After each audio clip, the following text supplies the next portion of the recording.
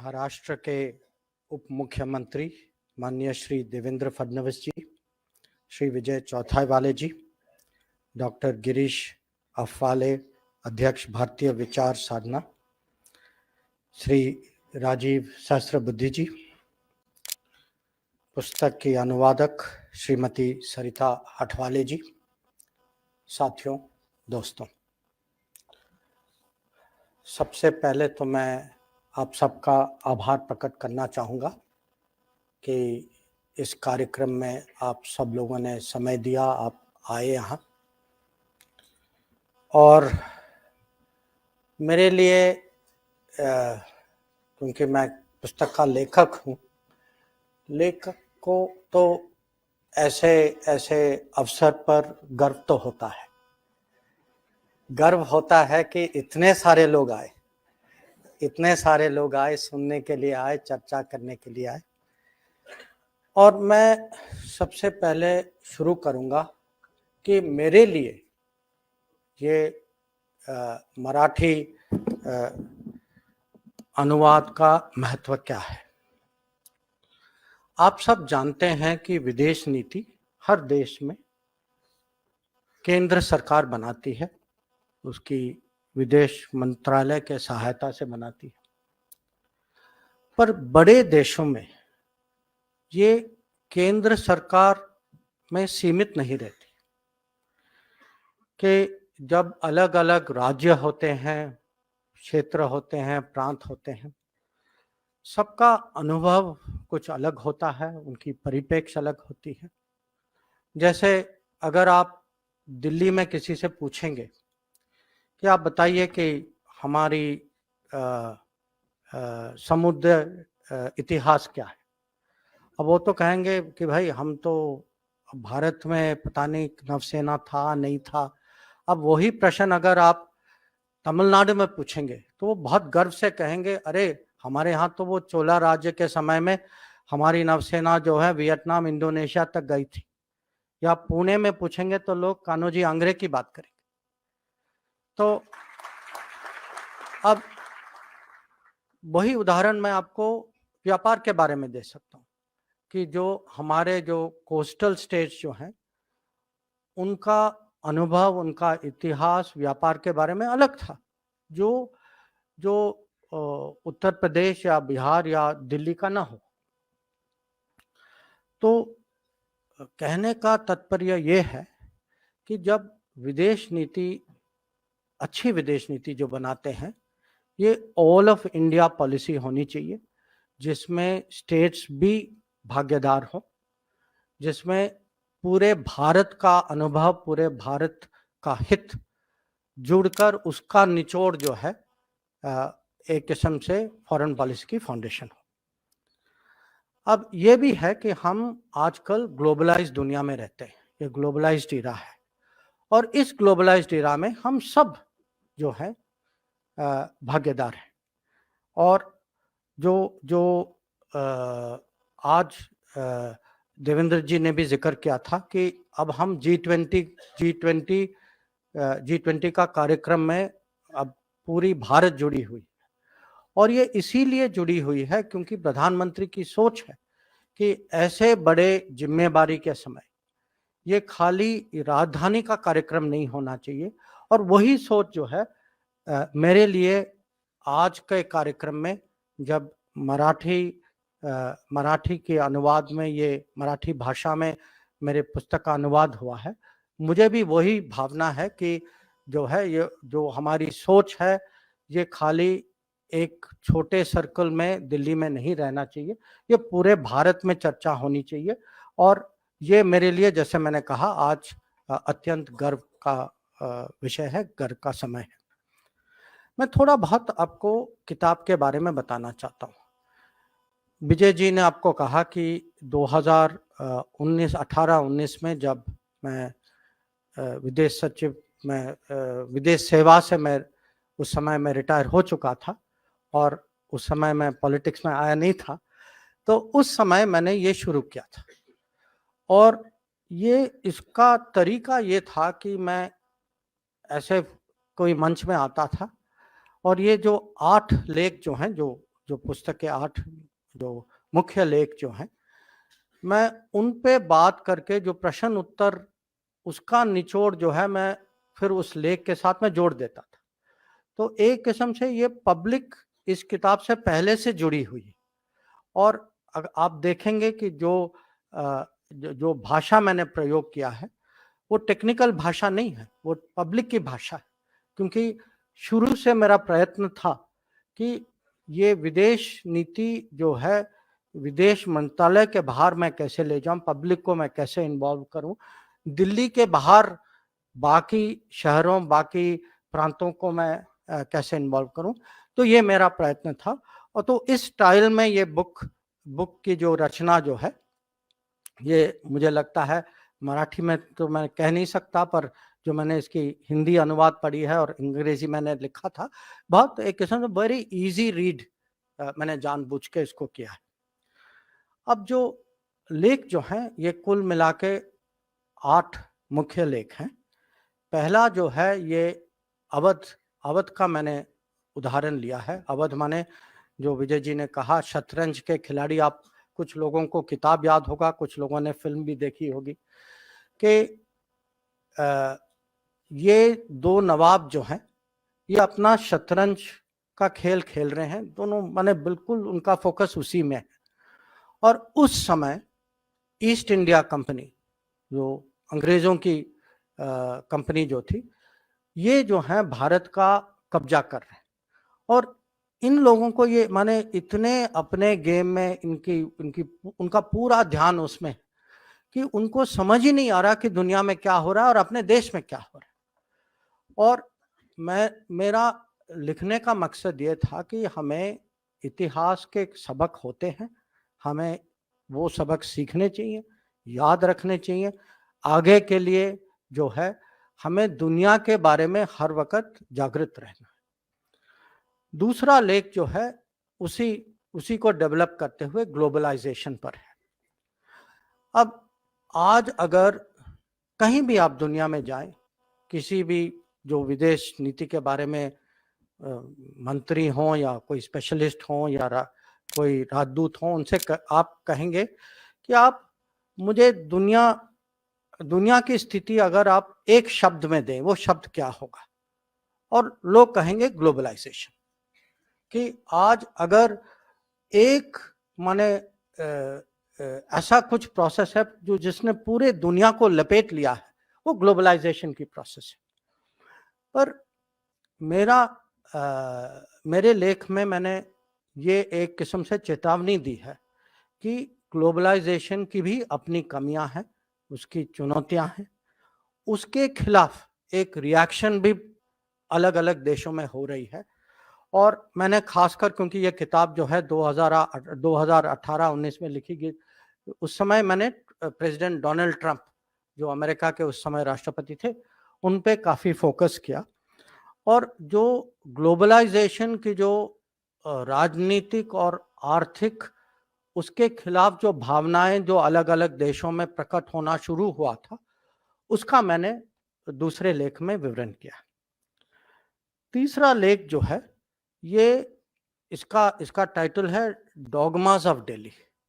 Dogma माने दुराग्रह, कि जो कभी कभी लोगों के मन में ऐसे माने अड़ जाते हैं कि जब दुनिया बदलती है, जमाना बदल रहा है, वो जो है उसके साथ वो साथ साथ चल नहीं सकती, उनकी सोच कहीं पीछे रह जाती है। उनको लगता है कि हम पुरानी आदतों से ही दुनिया को देखें।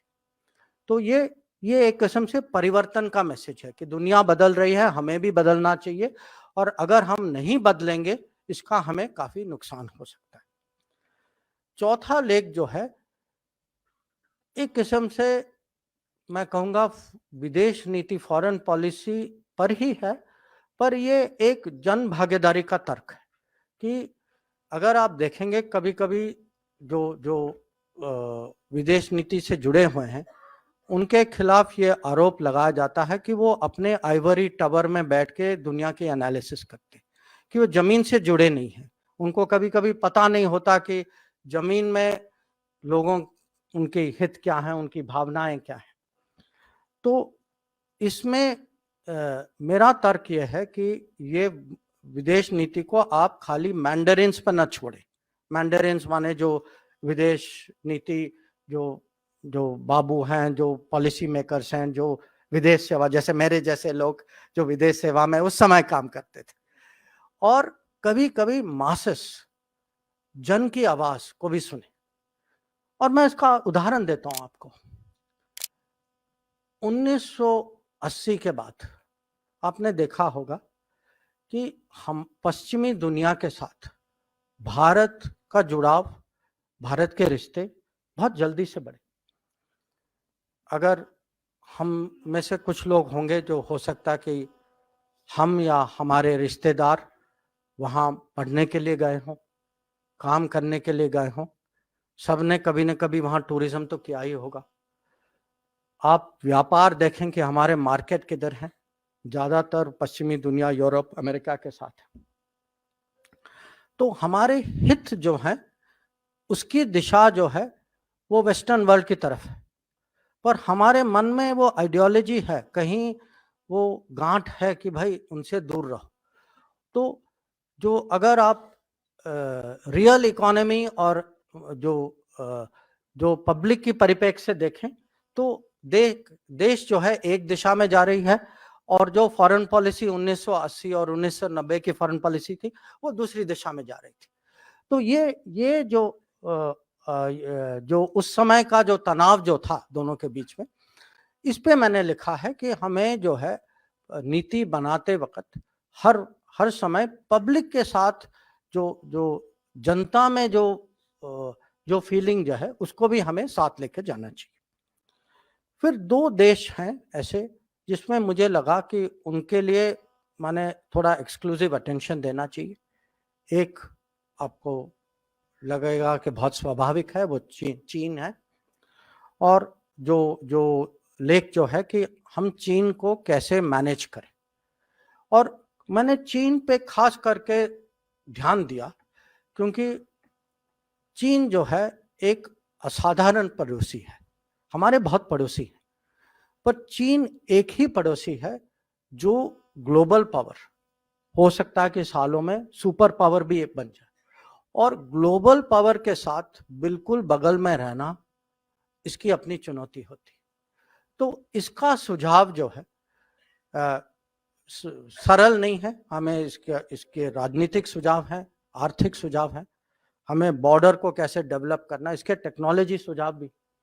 तो चीन को कैसे मैनेज करें इसका एक लेख है। और दूसरा देश जो है वो जापान है, क्योंकि मुझे लगा उस समय कि हमने जापान का पूरा लाभ, उन रिश्तों का पूरा लाभ नहीं उठाया, कि सालों से हमारी जो समझ जो थी जापान की, कि जापान से हमें इकोनॉमिक बेनिफिट, आर्थिक लाभ मिल सकते हैं, पर जापान की टेक्नोलॉजी और आजकल जापान की सिक्योरिटी उनकी सिक्योरिटी, क्योंकि उनका प्रभाव जो है, और कभी कभी आजकल आपने देखा होगा कि जापान की फौज भी जापान से काफी दूर आती, तो जापान का कैसे पूरा लाभ लें। और उसी को आगे बढ़ाते हुए एक लेख जो है वो इंडो पैसिफिक, ये एक नया कॉन्सेप्ट है, और इंडो पैसिफिक का महत्व ये है कि आजकल भारत की पहुंच, भारत का प्रभाव जो है ये हिंद महासागर से आगे जाकर प्रशांत महासागर तक पहुंचा है। तो एक किस्म से मेरा इसमें इसका मैसेज है कि वो विभाजन के बाद जो हमें जो हमारी जो इन्फ्लुएंस जो है, इसको दुनिया ने हमें कहीं सिंगापुर और गल्फ के बीच में उसको बॉक्सिंग किया था, कि हमारी एक सीमा बनाई थी कि आप भारत हैं, आप यहाँ तक जा सकते हैं, वहाँ तक जा सकते हैं, बस आपका लिमिट ये है।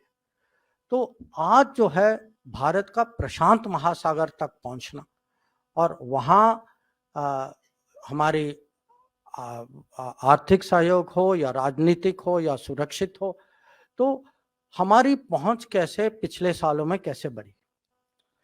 और आठवां जो था वो एक किस्म से मेरा फेवरेट है, जिसके बारे में दूसरों ने भी कहा, ये महाभारत पे मैंने लिखा था कि श्री कृष्ण, इसका टाइटल है इंग्लिश में कृष्णास चॉइस, मराठी में मेरे ख्याल से कहते हैं श्री कृष्ण निवाद। हाँ, तो और ये जो है मैंने स्ट्रेटेजिक कि भारत अपना स्ट्रेटेजिक कल्चर कैसे बनाए, तो उस परिप्रेक्ष्य से लिखा था। अब जैसे ये किताब प्रकाशित होने वाली थी, उस समय दुनिया में, भारत में भी कोविड की महामारी आई। तो मैंने आखिर में एक चैप्टर और ऐड किया था, वायरस, मैंने कहा आफ्टर द वायरस कि और ये आप सोचिए ये 2020 लॉकडाउन का समय है कि मैं अनुमान लगा रहा था कि वायरस का प्रभाव क्या हो सकता है उस समय, क्योंकि उस समय ये स्पष्ट नहीं था। और पिछले साल जब ये इसी किताब की पेपरबैक एडिशन निकली, तो मैंने सोचा कि इसको थोड़ा मैं और एक बार और अपडेट कर दूं। और मैंने 4 जो दुनिया में पिछले सालों में बड़ी घटनाएं हुई हैं, उनका माने मिलजुल कर उनका दुनिया में प्रभाव क्या है। 4 घटनाएं थी, महामारी कोविड, एक जो यूक्रेन में जो संघर्ष हो रही है, अफगानिस्तान, अमेरिका की फौज जब वो अफगानिस्तान से निकले उसका असर क्या होगा, और जो बड़े देशों के बीच में तनाव, जो पश्चिमी देश और रशिया या यूएस और चाइना, ये 4 घटनाएं जो हैं इनका मिला के जो एक किस्म से दुनिया की स्थिति पर इसका प्रभाव क्या होगा। तो ये संक्षिप्त में मैंने सोचा कि मैं आपको किताब के बारे में बता दूं, ताकि आप लोगों का जो इंटरेस्ट जो है इसमें बढ़ेगा। और अब मैं 4 विषय जो हैं उन पे मैं थोड़ी सी समय लेकर मैं टिप्पणी करना चाहता हूं। एक जो है वो अवध और इतिहास के बारे में है, और मैं इतिहास पे इसीलिए बल देता हूं क्योंकि बड़े देश जो हैं ये स्वाभाविक है कि वो अपने ही बारे में सोचते रहे। ये उनकी एक किस्म से डीएनए की एक कमी है कि नहीं, ये खाली भारत के बारे में नहीं है, सब बड़े देश जो है वो अपने पर, माने उनका पूरा ध्यान जो है वो अपने ऊपर होता है। और कभी कभी जब कोई भी देश ग्लोबल बनता है, वो उस चक्रव्यूह से बाहर निकल के दुनिया के बारे में सोचना लगता है, जैसे अमेरिका ने किया था सेकेंड वर्ल्ड वॉर के बाद। अब आप हमारे बारे में ही सोचिए कि सिकंदर के जमाने से जो नॉर्थ वेस्ट से जो भी खतरे आए, कभी भारत में किसी ने पहले से सोचा नहीं था, जब तक वो खतरा बिल्कुल घर के अंदर नहीं आए। या आप समुंदर के बारे में सोचिए कि समुंदर से जो पश्चिमी देश भारत आए, उनको भी किसी ने एक किस्म से जो उस समय जो चिंता करनी चाहिए थी वो हमने नहीं किया। या मैं आपको एक उदाहरण और देता हूं, आजादी के बाद जब 1950 में, हो सकता कि आप में से काफी लोग इसके बारे में जानते हैं, सरदार पटेल और पंडित नेहरू के बीच में चीन के बारे में काफी एक विवाद था। हाँ, उनकी अलग अलग सोच थी। सरदार पटेल को लगा कि माने उत्तर से हिमालय को पार करके भारत को खतरा हो सकता है चीन से। और ये मुझे आज भी, जब मैं कोई जो नए जो फॉरेन सर्विस में, विदेश सेवा में जो आते हैं, मैं उनसे कहता हूं कि आप जाकर ये जो एक्सचेंज ऑफ लेटर्स है इसको आप जाकर पढ़िए, क्योंकि ये हमारे में कमी है कि कुछ चीज अगर दूर हो हम उसके बारे में सोचते नहीं हैं। कभी हमें लगता है कि अरे दुनिया है, हमारी जो जिंदगी जो है वो कट रही है, वो कहीं और है, हम कहीं और। और जो चाइना से जो उस समय जो थ्रेट जो था, अब आप सोचिए कि एक उप प्रधानमंत्री को ये माने उन्होंने समझ लिया और दूसरे ने नहीं समझा। और ये इसीलिए मुझे लगा कि हमें बार बार अपने ही इतिहास को समझना चाहिए, उसकी समीक्षा होनी चाहिए। उससे जो हमें जो सबक हैं वो हमें सीखने चाहिए। और आज दुनिया जो है बाहर नहीं है, दुनिया आपके दरवाजे पे है, कभी-कभी घर के अंदर है। ये कोविड की महामारी, किसको पता था 3 साल पहले कि ये महामारी कहीं और से हम सबके घर में आएगी। या आप देखिए अभी यूक्रेन में युद्ध हो रहा है, युद्ध का परिणाम आप देखिए कि पेट्रोल के दाम, अनाज के दाम, इन्फ्लेशन, इस पे क्या ये इनकी जो महंगाई जो है इसके कारण कितनी बढ़ी।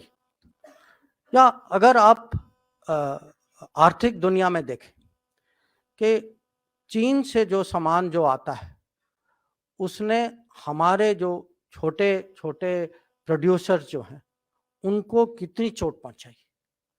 तो ये हम लोगों में कभी-कभी जो विचार होता है कि विदेश नीति विदेश सीमा के बाहर है, वो दुनिया में आप सबको बताना चाहता हूं कि वो दुनिया अब खत्म हो चुकी। पहले भी नहीं थी, उतनी नहीं थी, पर अभी तो ग्लोबलाइजेशन के एरा में दुनिया हमारे बिल्कुल घर में, मैं जैसे कहते हैं डोर स्टेप पे बैठी।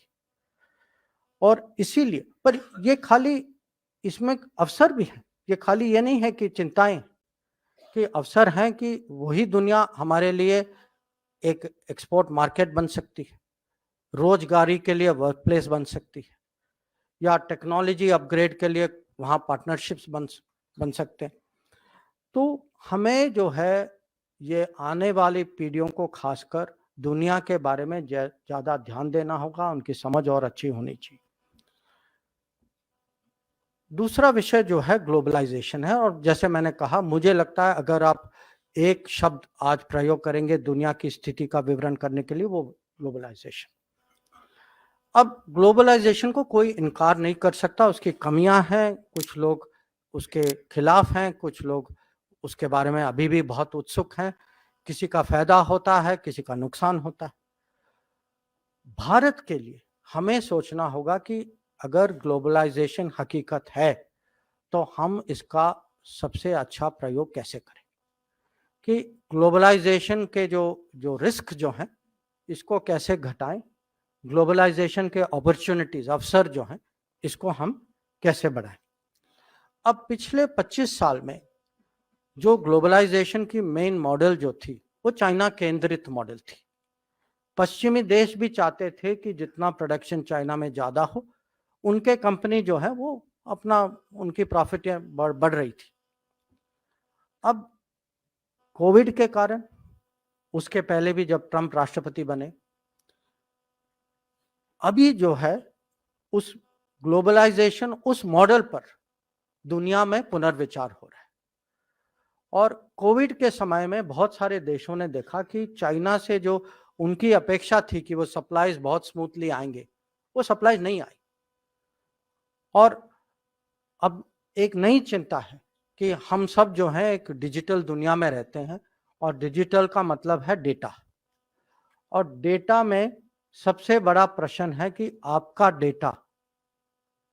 डेटा कहाँ बसा है, उसको कौन उसकी हार्वेस्टिंग कौन कर रहा है, उसकी प्रोसेसिंग कौन कर रहा है, उसकी मोनेटाइजिंग कौन कर रहा है। तो अभी जो है सप्लाई चेन और डेटा प्रोसेसिंग, डेटा रेजिडेंसी, ये दो बहुत चिंताजनक विषय बने हैं। और इसके कारण ग्लोबलाइजेशन की मॉडल जो है वो बदल रही है। और आपने पढ़ा होगा, सुना होगा कि आजकल चाइना +1 की बात हो रही है। तो इसमें भारत को देखना होगा कि चाइना +1 अगर दुनिया इस दिशा में जा रही है कि भारत इसका कैसे लाभ उठाएं। और ये मोदी सरकार की नीति है कि हम जो है इंडस्ट्री को सपोर्ट देकर एक प्रक्रिया है प्रोडक्शन लिंक्ड इंसेंटिव, कि हम कैसे ग्लोबल कंपनीज को भारत लाएं ताकि हमारे यहाँ टेक्नोलॉजी और मैन्युफैक्चरिंग की क्षमता बढ़े। और इसका मैं आज कहूँगा सबसे एक किस्म से सक्सेसफुल एग्जाम्पल जो है वो एप्पल का है।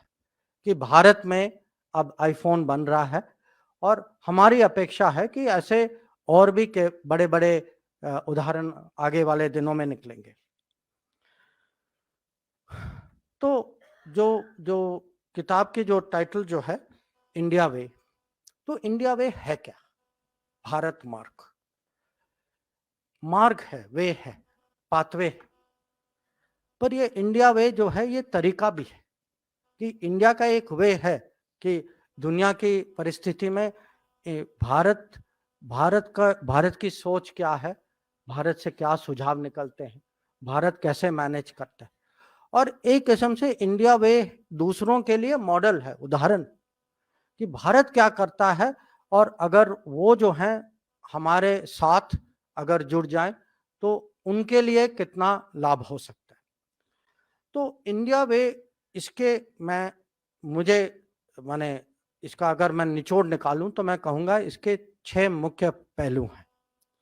एक है आत्मनिर्भरता, कि जब तक हम अपने पैरों पे खड़े नहीं रहेंगे तब तक हमारी जो अपेक्षा है, हमारा सपना जो है कि हम दुनिया के एक लीडिंग पावर बनेंगे, हम लीडिंग पावर तभी बनेंगे जब हम आत्मनिर्भर होंगे, जब हमारी बेसिक इंडस्ट्रीज, हमारी मैन्युफैक्चरिंग, हमारी एग्रीकल्चर, हमारी सर्विसेज, हमारी टेक्नोलॉजी भारत में रहे, भारत से बनाया जाए। और ये अगर मैं कहूँगा पिछले 8-9 साल में एक बड़ा परिवर्तन आया है, ये आत्मनिर्भरता के बारे में आया है। और अगर आप मुझे कहेंगे कि आप मुझे एक फॉर्मूला दीजिए कि भारत को लीडिंग पावर कैसे बनाए, मैं कहूँगा फॉर्मूला है मेक इन इंडिया।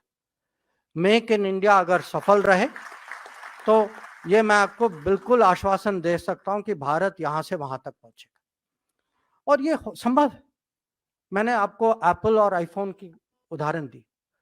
आप कभी सोचें, वैक्सीन के बारे में सोचें कि पिछले 3 साल में पूरी दुनिया वैक्सीन बनाने की कोशिश कर रही थी और कुछ देश थे जिन्होंने बनाए थे, पर हमारे स्केल में, हमारे कॉस्ट में और हमारे माने क्वालिटी में आप देखिए कि वैक्सीन कहां और बने। अब इसमें यह भी है कि हमें अगर आत्मनिर्भरता को आगे ले जाना है तो हमारे डोमेस्टिक सप्लाई चेन्स को हमें खड़े करने हैं। हम दूसरों पर निर्भर नहीं हो सकते। और ये अगर पिछले 30 साल में कमी है कहीं, ये कमी है कि हम हर समय ग्रोथ की बात करते थे, पर हमारा ग्रोथ जो है खासकर चाइना से इंटरमीडिएट्स और कंपोनेंट्स इंपोर्ट करता था। अब समय आ गया है कि हम अपनी इंडस्ट्री, खासकर जो एसएमई सेक्टर जो है, इसको पूरा सपोर्ट दें ताकि हमें देश के अंदर जो सप्लाई चेन जो बननी चाहिए वो बने। और दूसरा कि हम साथ ही साथ global supply chain, global market के साथ भी जुड़े। ये नहीं है कि हम जैसे 1970 और 1980 की हम देश के अंदर ही रहे, कि हम में वो क्षमता है, हमारी मैन्युफैक्चरिंग, हमारी जो प्रोडक्ट्स जो हैं आज दुनिया में सक्सेसफुल हो सकती। और अगर आपको इसका उदाहरण चाहिए तो आप देखिए 2 दिन पहले जो रिपब्लिक डे में जो परेड जो हुआ था, अभी तक हम देख रहे थे कि ज्यादातर जो भी परेड में जो हथियार जो प्रदर्शन, जिनकी प्रदर्शन होती थी, इस बार आप देखिए उनमें से कितने ऐसे चीजें थी, ऐसे प्लेटफॉर्म्स थी जो भारत में बनी थी। और मुझे पता उनमें से कुछ तो पुणे में भी बने थे। दूसरा पहलू जो है आत्मनिर्भर के बाद आत्मविश्वास का, क्योंकि जब तक देश में आत्मविश्वास नहीं है वो देश जो है वो कॉम्प्रोमाइज करता जाएगा। कि कभी और ये जो ग्लोबल पॉलिटिक्स, हर पॉलिटिक्स में कभी कभी कॉम्प्रोमाइज करने की जरूरत है, पर अगर हमारी अपेक्षा है, हमारी एक किस्म से एम्बिशन है कि हम दुनिया में बढ़े, तो हमें कभी कभी ऐसे समय आएंगे जब ऐसी चुनौतियां आएंगे जहां हमें उसका सामना करना पड़ेगा। और उसका उदाहरण देवेंद्र जी ने दिया अब आपको सब जानते हैं कि यूक्रेन के बारे में हम पर कितना दबाव था, हम पे इतना दबाव था, पर प्रधानमंत्री पहले दिन से उनकी सोच बहुत ही माने स्पष्ट थी कि हमें जो भारत के हित में है वो ही करना चाहिए। और जब किसी भी विदेश मंत्री को इतनी स्पष्टता से आदेश मिलती है तो मैं आपको कह सकता हूं कि मेरा काम बहुत आसान था। और ये खाली यूक्रेन का मामला नहीं, अगर आप कभी-कभी अब हर देश जो है, हमारे देश, हम सब हथियार लेते हैं दूसरों से। हम एक देश हैं जिन्होंने सबके साथ ऑप्शन खोल रखा है। हमने फ्रांस से राफेल की हवाई जहाज ली, हमने रूस से S-400 एयर डिफेंस सिस्टम लिया, अमेरिका से हेलीकॉप्टर लिए। तो सबके साथ एक किस्म से जो जिसमें ज्यादा आत्मविश्वास है वही देश जो है वो सबके साथ बड़े लेवल पे, सबसे उस स्तर पे वो पूरा जो इंटरनेशनल गेम जो खेलना होता है वो खेल सकता है। तीसरा जो है, ये आजकल समय की मांग है कि विषय अनुसार सहयोग कैसे बढ़ाया जाए। कि अगर आप किसी भी क्षेत्र में देखें, ये नहीं है कि आपके राजनीतिक जो पार्टनर हैं वो ऑटोमेटिकली आर्थिक पार्टनर होंगे या टेक्नोलॉजी पार्टनर होंगे या एनर्जी पार्टनर होंगे, अलग अलग होते। तो अलग अलग क्षेत्रों में अलग अलग साझेदारी हम कैसे बनाएं और साथ ही साथ सबको कैसे साथ ले जाएं। और क्या होता है, इसमें भी कभी कभी दबावें आती, जैसे अब हम लोगों ने तय किया था कि हम ये क्वाड ये क्वाड की एक प्लेटफॉर्म थी कि 4 देश मिलजुल के हमने तय किया था कि हम इंडो पैसिफिक में काम करेंगे। और इस पे दबाव आया दूसरे देशों से, पर हमें लगा कि ये हमारे हित में है, दुनिया के हित में। तो हम ये जो विषय अनुसार सहयोग इसको कैसे आगे बढ़ाएं और मैक्सिमम देश, क्योंकि कूटनीति की सफलता ये है कि जो देश जो है जिसकी पार्टनरशिप सबसे ज्यादा हो और अलग अलग देशों के साथ हो और सबको साथ ले जा सकते हैं, ये एक किस्म से सक्सेस का डेफिनेशन। चौथा जो है ये राष्ट्र सुरक्षा के बारे में, और इसमें भी कभी कभी ऐसी चुनौतियां आती हैं जहां निर्णायक कदम की जरूरत होती। अब इसका सबसे, मैं कहूँगा सबसे ऑब्वियस एग्जांपल जो है ये आतंकवाद है। कि हम सब जानते हैं किसी और देश ने आतंकवाद को ऐसा नहीं झेला जैसे भारत ने, क्योंकि किसी और का ऐसा पड़ोसी नहीं है जैसा हमारा है। पर कभी कभी हर चीज की हद होती है कहीं, और वो सीमा जब उरी हुआ, जब पुलवामा हुआ, हमें निर्णायक कदम लेने चाहिए थे। तो ये उरी और बालाकोट के जो मैसेज जो थे, ये भी एक किस्म से इंडिया वे का एक उदाहरण है। और अभी जो उत्तरी सीमा में जो हमारे आर्मी की डिप्लॉयमेंट है, और आप ये याद रखिए ये डिप्लॉयमेंट जो है कोविड के समय, लॉकडाउन के समय में हुई थी, तो वैसे भी ये डिप्लॉयमेंट कठिन थी।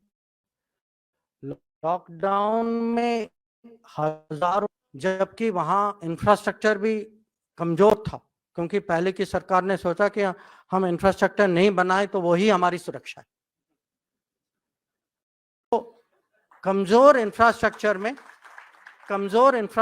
में हजारों सैनिकों को वहां उस, और ये 10,000 15,000 फुट की मैंने चढ़ाई की बात कर रहा हूं। तो जैसे मैंने कहा ऐसा समय आता है जहां निर्णायक कदम की जरूरत होती है। और फिर ये ग्लोबल एजेंडा, कि हमारा प्रभाव ग्लोबल एजेंडा पे कैसे हम इसको और अधिक बढ़ाएं। और ग्लोबल एजेंडा, क्योंकि किसी भी बड़े देश को स्वार्थी नहीं लगना चाहिए, और हम हैं भी नहीं, क्योंकि हमारी परंपरा में जैसे कहते हैं वसुधैव कुटुंबकम, हमें कभी माने हमें जन कल्याण और जुग कल्याण से हमने कभी उसके बीच में तनाव नहीं देखा। तो क्लाइमेट हो या महामारी वैक्सीन या कभी-कभी जो कहते हैं डिजास्टर रिस्पॉन्स, ये नेपाल में आपको याद होगा कि भूकंप आया था 2015 में। 24 घंटे के अंदर हमारी हवाई जहाज वहां पहुंच चुकी थी, हम सबसे पहले रेस्पॉन्डर थे वहां। श्रीलंका में बहुत बारिश हुई थी, बहुत बड़े मडस्लाइड्स हुए थे। मालदीव्स में उनके राजधानी में पानी की सप्लाई फेल हो गई थी। यमन में आपको कुछ याद होगा कि एक युद्ध के बीच में हमारे भी लोग फंसे थे, दूसरे लोगों के लोग भी। तो ये फर्स्ट रेस्पॉन्डर, इसका हमने एक अब बहुत अच्छा रिकॉर्ड साबित किया है, और साबित ऐसा किया है कि हम लोग, हमारे लोगों का तो हम ख्याल रखते हैं, और उसी समय हम दूसरे का भी सोचते हैं। जब हमारा जहाज, पहला जहाज वुहान गया था महामारी के समय में, उस जहाज में हमारे नागरिक के अलावा हमारे पड़ोसी भी कुछ आए थे। तो ये भी एक किस्म से ये इंडिया वे को दर्शाता है। और जो छठवां जो पहलू जो है, ये हमारे नागरिकों के बारे में है, हमारे भारतीय मूल के समुदाय जो देश के बाहर जो रहती है, कि कोई भी देश, अगर हम कहते हैं कि rise of India, leading power, जब तक हम अपने लोगों का ख्याल नहीं रखते, ये दुनिया यकीन नहीं करती कि आप में वो दम है। तो कोविड के समय में वंदे भारत मिशन के तहत हम जो हैं 70 लाख से ज्यादा हमारे नागरिक को हम देश वापस ले पाए। उक्रेन के युद्ध के बीच में हमारे जो करीब 20,000 विद्यार्थी जो फंसे थे, उनको लड़ाई के बीच में और 2 शहरों में युद्ध विराम करवा के हम उस आपत्तिजनक स्थिति से बाहर निकाल पाए। और ये खाली माने डेंजर के समय पे जारी नहीं होता, ये एक किस्म से रोज का मामला है, क्योंकि हमारे मजदूर, हमारे टूरिस्ट, हम और आप, हम में से कोई ना कोई हर रोज बाहर जाता है, किसी के पासपोर्ट खो जाती है, कहीं चोरी हो जाती है, कोई फंस जाता है, कोई। तो अभी जो है मोदी सरकार ने एक कार्यक्रम शुरू किया है, जिसमें कोई भी नागरिक बाहर फंस जाए, तुरंत हमारे राजदूतावास को एक किस्म से उनके पास रिसोर्सेज भी हैं, और उनकी सोच भी ऐसी है कि जितना जल्द से जल्द वो किसी की मदद करें।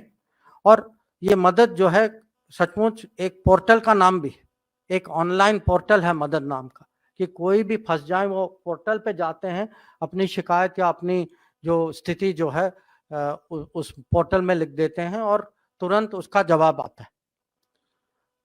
और हम ये भी कोशिश कर रहे हैं कि अभी जो है, क्योंकि हमें लगता है कि हमारे करीब 10 लाख विद्यार्थी देश के बाहर पढ़ते हैं, और खाड़ी में ही करीब 70 लाख हमारे लोग काम करते हैं। तो आप संख्या देखिए। तो अभी जो है, हम अलग अलग देशों से ये नेगोशिएट कर रहे हैं कि जब हमारे लोग काम करने के लिए बाहर जाते हैं, कि हम आपस में एक समझौता कर लें कि उनका जो वहाँ जो उनको जो ट्रीटमेंट, उनका व्यवहार जो होगा, वो उन्हीं के नागरिकों के समान होगा, उनके खिलाफ डिस्क्रिमिनेशन नहीं होगा। जो हमारे विद्यार्थी जो जाते हैं, उनके लिए काम करने का मौका मिलेगा। जो एक देश से दूसरे देश जो लोग वीज़ा पे जाते हैं, और आजकल आपने देखा होगा कि पासपोर्ट मिलना भी और आसान हो गया है, वीज़ा। और जब दूसरे राजदूतावास जो हैं, कभी-कभी वीज़ा के बारे में, और आजकल ये मुझे पता है कि ये बहुत बड़ी समस्या है, कि हम कोशिश भी करते हैं कि कहाँ वीज़ा को दिलवाने में कहाँ हम मदद कर सकते हैं। तो ओवरऑल मैं कहूँगा कि ये इंडिया वे जो है, मेरे लिए जो अगर लोग कहें कि आप हमें समझाइए कि भारत को किस दिशा में जाना चाहिए, मेरे मन में तो है कि जो भारत एक किस्म से इंडिया वे में जो जाता है, कि जहां जो और आत्मनिर्भर है, जहां मैन्युफैक्चरिंग क्षमता बढ़ी है, जहां स्टार्टअप्स बढ़ रहे हैं, जहां यूनिकॉर्न्स की संख्या जो है वो बढ़ रही है, जो वंदे भारत मिशन के काबिल हो, जो अपने विद्यार्थियों को यूक्रेन से लाता है, जो गलवान में खड़े होने की धैर्य दिखाता है, जो उरी और बालाकोट कर सकता है, जो जो जो विकासशील देश की आवाज बन सकता है। क्योंकि अभी जो कुछ दिन पहले प्रधानमंत्री ने विकासशील देशों की एक समिट बुलाई थी, जिसमें 120 देश से ज्यादा लोग आए थे, और वो मंत्री और प्रेसिडेंट प्राइम मिनिस्टर के स्तर पे आए थे कि हम विकासशील देशों की आवाज बने, जो G20 की अध्यक्षता जो है उसको और जिम्मेदारी से और माने दुनिया में जो सर्वसम्मति कैसे इसको आगे आगे करें, जो जिसकी इकोनॉमिक जो आर्थिक क्षमता बढ़े। हम 10 साल पहले नंबर 10 में थे, अभी हम नंबर 5 तक पहुंचे, पर हम वहां रुकने वाले नहीं, कुछ ही सालों में हम नंबर 3 तो जरूर पहुंचेंगे। और जो भारत जो है वो नेशनलिस्ट भी हो और इंटरनेशनलिस्ट भी हो। ये अगर मैं कहूँगा कि इंडिया वे की आप परिभाषा दीजिए, ये उदाहरण के साथ ये मेरी परिभाषा है। और मुझे लगता है कि पिछले 10 साल में, क्योंकि मुझे भी ये सरकार के साथ ये मेरा 5वां दशक है, और मैं आपको कह सकता हूँ कि पिछले 10 साल में जो परिवर्तन मैंने देखा है, इसका माने कोई जवाब नहीं है। और मैं सचमुच मैं ये पॉलिटिकल स्टेटमेंट नहीं है, ये एक अनुभवी आदमी का स्टेटमेंट है, जो कहता है कि मैं खुद मुझे अपने जो 1970s, 80s, 90s की याद आती, और आज जो मैं चेंज देख रहा हूँ, ये हर महीने, हर हफ्ते, हर कैबिनेट मीटिंग में जो चेंज होती, ये एक किस्म से क्रांतिकारी। और मुझे पूरा विश्वास है कि इंडिया वे जो है हमारे लिए, अगर हम उसी मार्ग में जाते जाए कि हम बिल्कुल जो हमारा लक्ष्य है कि दुनिया में लीडिंग पावर बनना है, कि हम जरूर वहां पहुंचेंगे। तो मैं समाप्त करता हूं, पर मेरे पास एक शीट और है जो मैंने जानबूझ के अभी प्रयोग नहीं किया, वो महाभारत के बारे में। और मैंने सोचा कि कहीं ना कहीं प्रश्न उत्तर में बात उठेगी, तो जब अगर वो अवसर होगा तो मैं उस पर कुछ टिप्पणी करना चाहूंगा। थैंक यू, नमस्कार।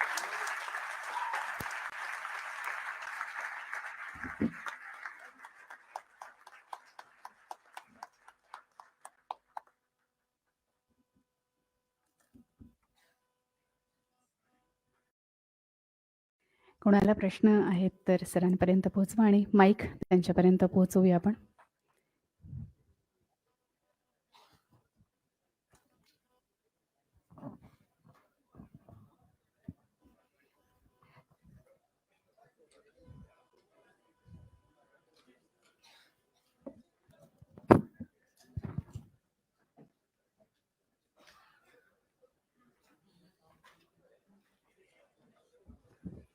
विचारूया.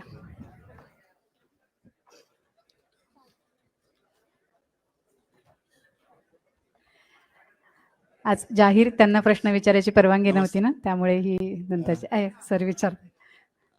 Dear sir. Sir. May I? Yes. Dear sir, you have beautifully narrated the contours of India's present foreign policy. And as you have described, we may have moved from passive, non-aligned movement and less confidence to proactive foreign policy. and our Prime Minister's personality is also something that is a factor into it.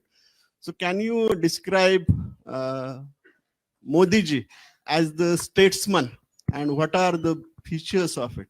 Thank you, sir. You know, frankly, you don't need an answer. You know why? You don't need an answer, because when you see Modi ji, you know, walk, get up, go to the stage, somewhere you have that sense of 1.3 billion Indians, because he embodies India. You know, he carries it on him. Now, I must say, because I have the good fortune of actually physically being there and watching it. You are watching it on a screen. I'm watching it in real life. I would say very honestly, among Indians, and again, I say this to you as a across the board statement. I mean, I talk to my especially to my younger relatives and friends and co-workers. There is today that sense of pride which he evokes with his presence on the international stage, with his positions on this international stage. And I think that too is part of the India way. That is a message to everybody saying, look, this is a different India. If we have tough things to do, we will do. If there are sacrifices to make, we will make. If we have to be generous to people, because also remember, it is not only sacrifice which requires courage, even generosity requires courage. That in the middle of COVID to say, yes, I will also help others. That is also a very courageous thing to do. So to me, as I said, you know, you don't need words. You just have to see that picture.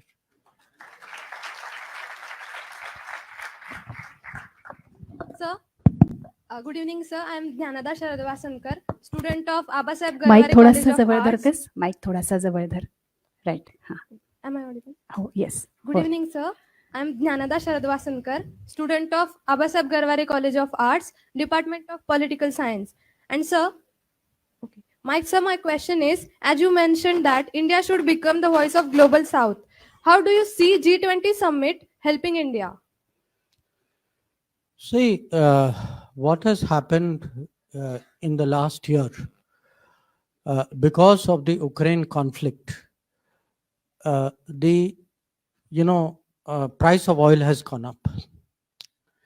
Price of food has gone up because exports of wheat and cooking oil from Ukraine were not taking place. Generally, price inflation has gone up, price of metals, etc.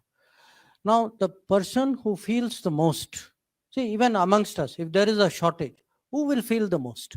The richest person has the most money in the pocket. The poorest person has very little in the pocket. So today, the developing world, the South is feeling the pain. The South is seeing food shortage. South is seeing fuel shortage. Sometimes they cannot afford things. Now, somebody has to speak up for them. Now, most of the developed countries are looking only at their concerns. So that is why Prime Minister decided that we must take this responsibility. Our G20 must be a G20 for the whole world. We must stand up for the South, and not just like a statement कि हाँ भाई हम उनके लिए बोल रहे. He decided, let us meet with them.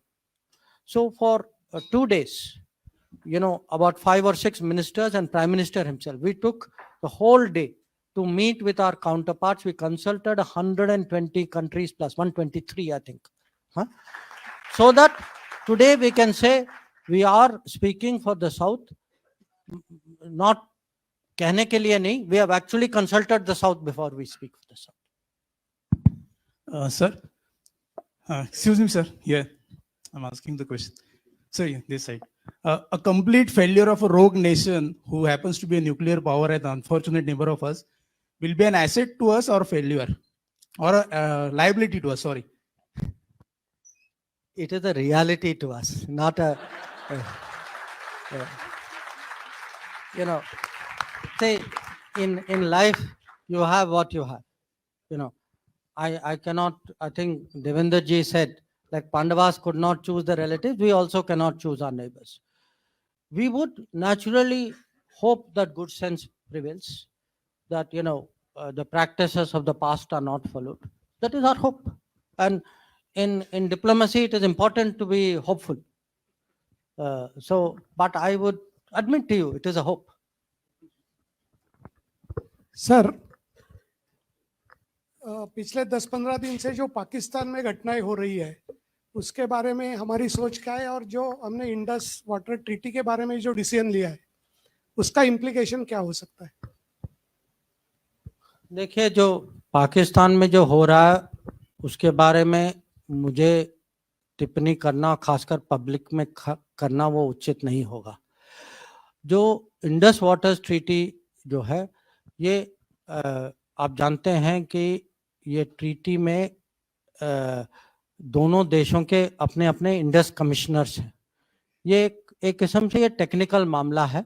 हमारे जो इंडस कमिश्नर्स जो हैं वो आपस में इस पे बातचीत करेंगे। उसके बाद हमें देखना होगा कि अगले कदम क्या होंगे।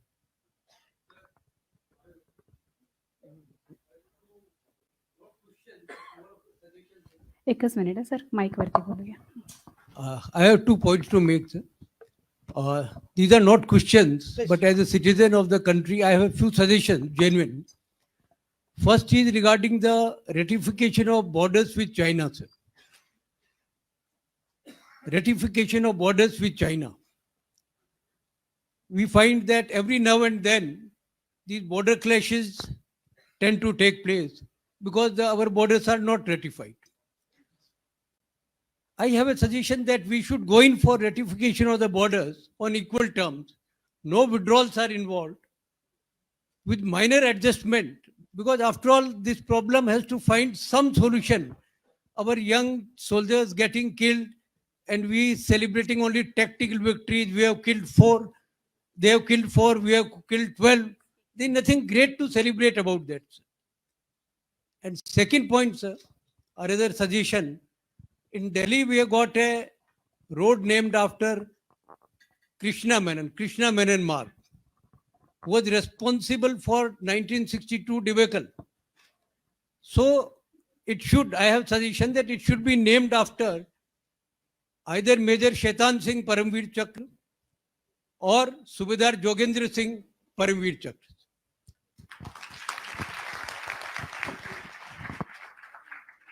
मला वाटतं आपण फक्त Since there are प्रश्न घेऊया का? suggestions, I don't think you need a reply. या सो प्लीज विनंती आहे की प्रश्न Good evening, विचारूया sir. आपण. Good evening, sir. Sir, let us bring back the discussion to the book, The India please. Way. Thank you very much.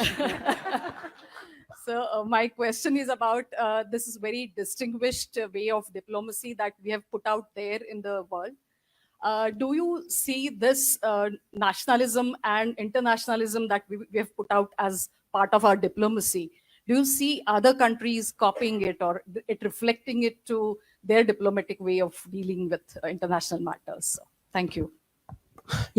I'm very glad you asked that question, because what happens is often in the world, this creates a lot of confusion and wrong reading of India. In our country, all of us will very proudly say, I'm nationalist. There are some countries, you will be surprised to know, where people will not say they are nationalist. It will look very negative. Now, there are countries where people say, I'm nationalist, and therefore I will not want to have much to do with the world. So, in many countries, nationalism, internationalism is opposite each other. But in our country, just look at this. See, we gave vaccines. Now, each one of us, when we read or we saw on YouTube or some social media, somebody in some country saying, thank you, meri jaan bacha li aapne, the people who were next to me didn't give me vaccine, you were far away, you gave it to me. Didn't you feel good? Now, in our, it's very interesting. For us, we have never seen, in fact, it is actually the if you look at the last 9 years, there's no doubt, that the government, the politics of the day is more nationalist. And I don't think, I'm proud of it. I don't think there is anything to be apologetic about. But the same nationalist people, they have done more projects abroad. They have helped more countries abroad. They have done, greater support. They have moved forward in disaster situations in other countries. So, if you read next time in a foreign newspaper, because they always, foreign newspaper, they like using words like Hindu nationalist government. Okay, they will not say, in America, Europe, they will not say Christian nationalist or whatever. These adjectives are very specially reserved for us. Okay, so next time you read it, ask yourself, how wrongly are they reading me? That they actually do not understand that this country is getting ready to do more with the world, not less with the world. And one of the reasons we want to handle G20, we want to show the world, this G20 will have 200 meetings. Through these 200 meetings, we want to show the world, please world, come to see India, see the changes in India, see how much enthusiasm and positive there is sentiment there is for the world in India. So I thank you for that question. Sir, आपने अपने भाषण में आत्मनिर्भर और आत्मविश्वास ये दो शब्दों का ये किया. अभी आपने नेशनलिस्ट के बारे में बोला. थोड़ा मेरा प्रश्न आपको राजनीतिक लगेगा, लेकिन हर भारतीय के मन में ये एक अस्वस्थता है कि कुछ लोगों में, कुछ पार्टियों के नेताओं में चीन के बारे में जब हम बात करते हैं तो वो जब उस पर रिएक्ट होते हैं तो उनके मन में भारत के बारे में आत्मविश्वास क्यों नहीं लगता है? क्योंकि बार बार वो चीन के बारे में कुछ बताते हैं और एक परसेप्शन देश में तैयार करते हैं. आप कई बार बताते हैं, आप उसका जवाब भी देते हैं, लेकिन ये क्या उनकी केवल एक राजनीतिक सोच है या अपनी कोई निजी मजबूरी है? ये समझ में नहीं आ रहा है. देखिए, साफ कहूं तो विपक्ष में कभी कभी ऐसे लोग होते हैं, कभी उनके विचार भी ऐसे हैं कि मैं भी खुद कभी मुझे समझने में बहुत तकलीफ होती. अब अगर आप पूछें कि उनमें आत्मविश्वास क्यों नहीं है, यार वो ये लोगों को क्यों गुमराह करते, चीन के बारे में गलत खबर क्यों फैलाते, इसका मैं कैसे जवाब दूं? क्योंकि मुझे पता है कि मैं साफ कहूं तो वो भी राजनीति कर रहे हैं कि वो कभी कभी जानबूझ के ऐसी खबर फैलाते हैं. उनको पता है कि वो सच नहीं. उनको पता है कि अगर कुछ जमीन की बात करते हैं कि ये जमीन जो है 1962 में चाइना ने कब्जा किया था, वो अभी कभी आपको बताते नहीं. वो ऐसे आपको इंप्रेशन देंगे जैसे ये कल परसों हुआ है. कभी कभी लोग कहते हैं कि अरे आपको आपकी सोच में कमी है. मेरे सोच में कभी कमी हो सकती, पर अगर मेरे सोच में कमी है तो मुझे पता है कि कहाँ जाना है. मैं अपने मिलिट्री लीडरशिप, फौज या इंटेलिजेंस से बात करूंगा. मैं चीनी एम्बेसडर को बुला के मैं अपनी खबर के लिए मैं नहीं पूछूंगा. तो मैं मानता हूं कि आप कहते हैं इसका कमी है, आत्मविश्वास की कमी हो सकता है कमी कुछ और भी हो.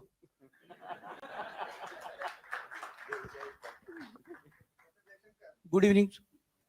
Good evening, sir. सर, एक क्यूरियोसिटी है, why India way and why not Indian way? Is there any specific thinking behind this? 2, strategic culture की बहुत बार बात होती है, तो आपने जैसे कृष्ण का उल्लेख किया है, कृष्णा चॉइस के बारे में लिखा है, लेकिन हमारे यहाँ पे केवल जो वी हैड पीरियड में आप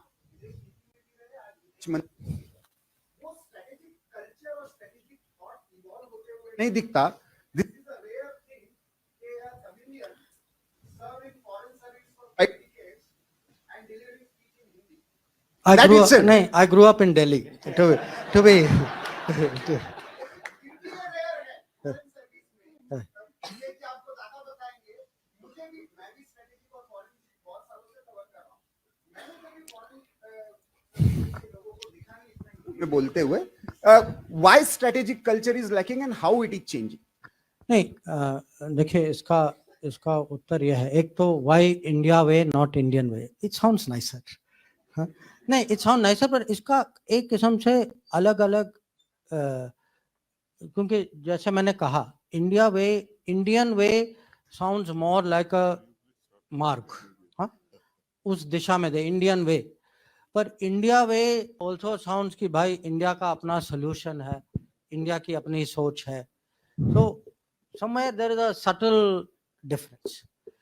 जो आपने जो पूछा, कहा कि जो श्री कृष्ण की बात की, महाभारत की बात की, देखिए मेरा जो उस पे जो लेख है, मैंने लेख इसीलिए लिखा क्योंकि मैं 40 साल से, अगर मैं अपने यहाँ भी अपने कलीग्स, अपने जो साथियों से बात करूं, अगर मैं उनसे पूछूंगा कि अच्छा आप मुझे बताइए दुनिया का सबसे बड़ा डिप्लोमेट कौन था, मैं आपको लिख के दे सकता हूं कि वो आपको ऐसा कोई जवाब देंगे कि वो वेस्टर्न ही होगा. कहेंगे मेटरनिक सबसे बड़ा दुनिया.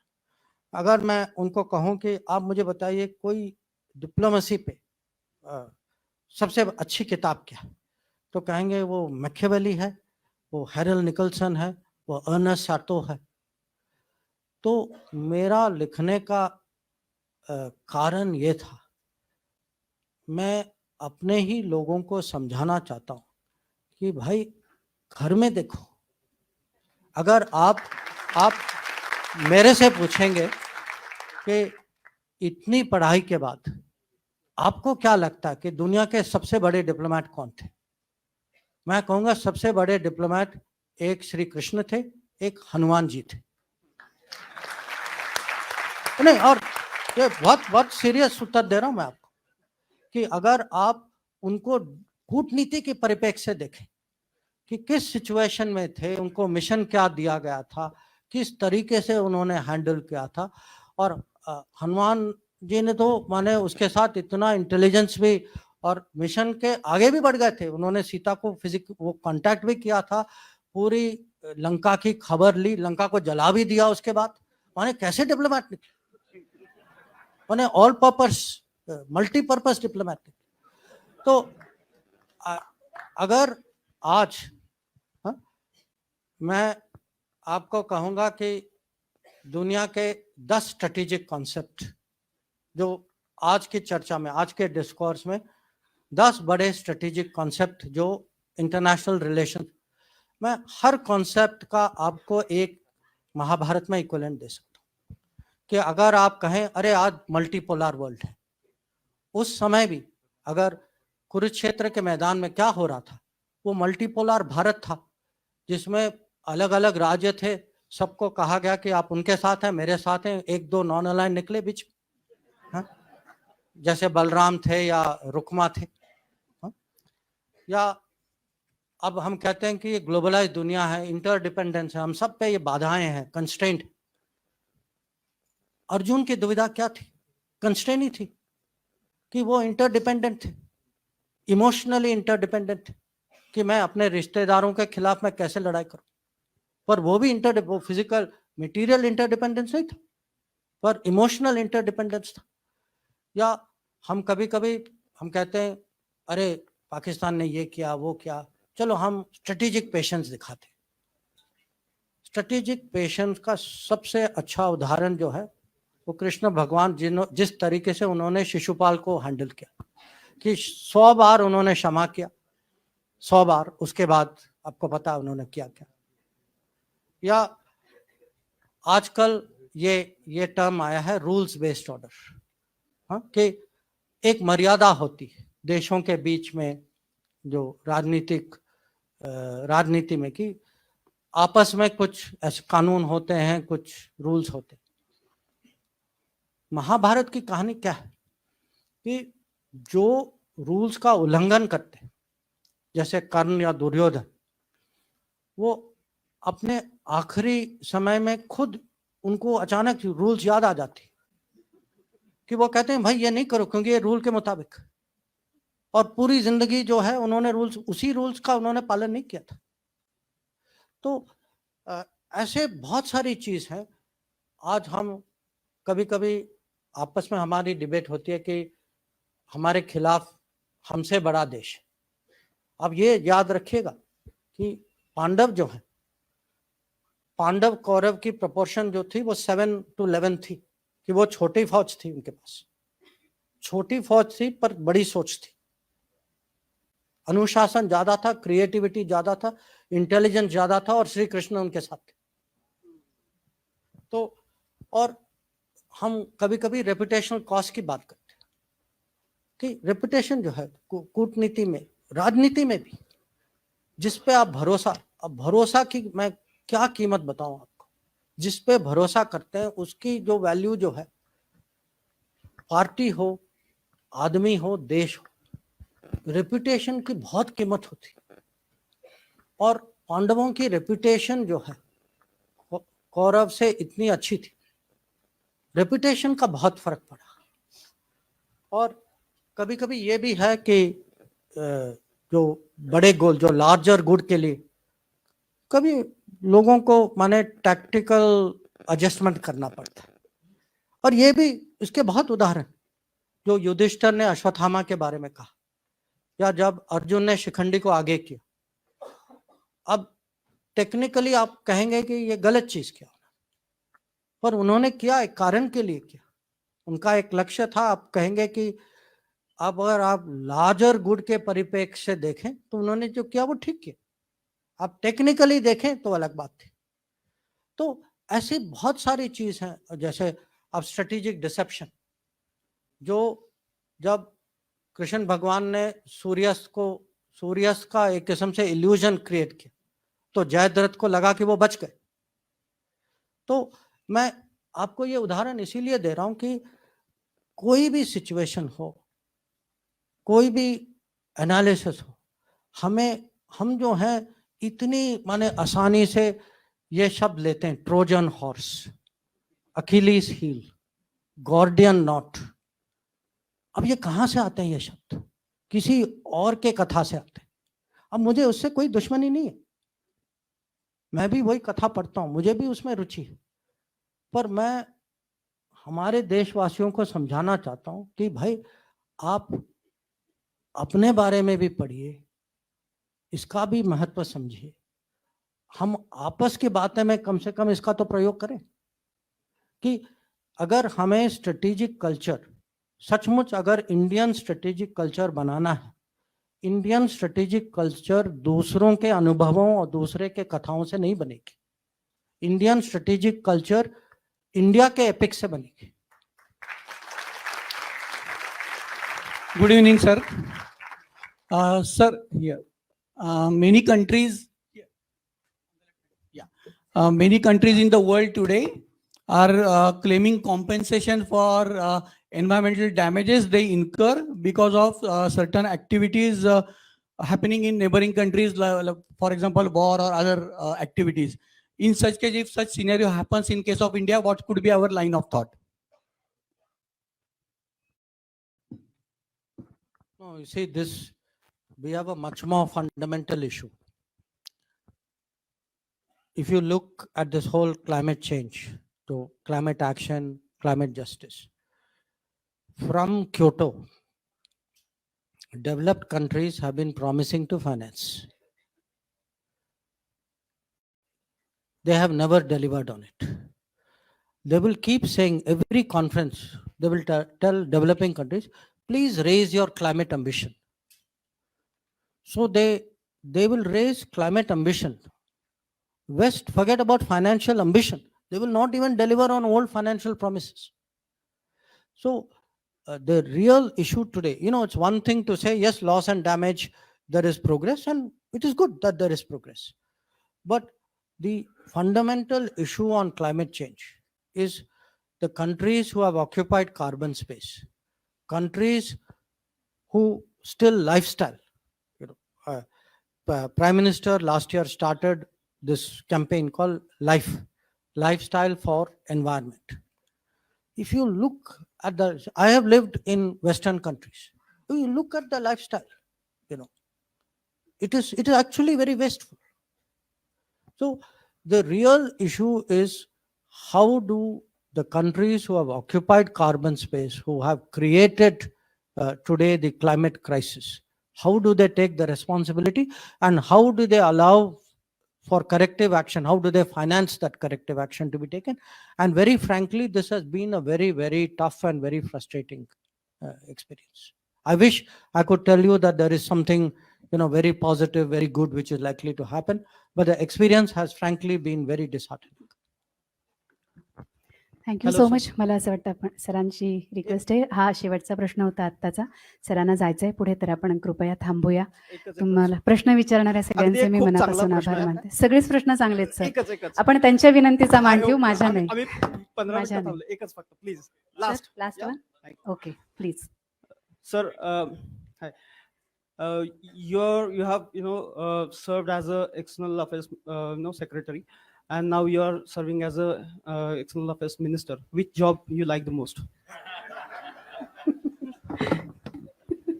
No, I think, you know, each job had its plus. When I served with as foreign secretary, I had a very, very good minister, Sushma ji, and we got along personally very well. I would say our combination was very good, minister secretary combination. But I did learn one thing. There is a difference in responsibility, and there is a difference in, I would say, the overall sense from being a secretary and a minister. You know, because a secretary still has a minister above them who's answerable to parliament, answerable in public, who still gives protection and comfort, you know, कि somewhere है कि किसी और माने वो there is that umbrella, you know.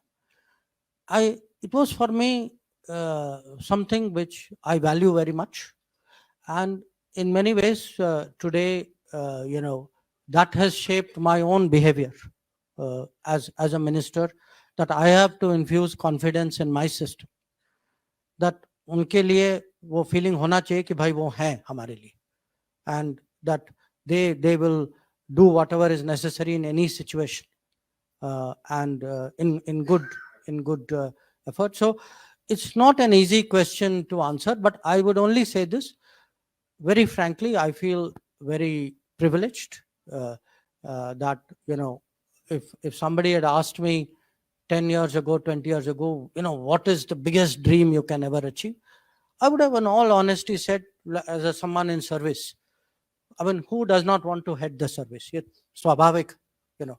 For me to become foreign secretary was frankly for me the limit of my ambition. I had never even dreamt of becoming a minister. I'm not sure any prime minister other than Narendra Modi would have made me minister. I really also sometimes ask myself that if he was not the prime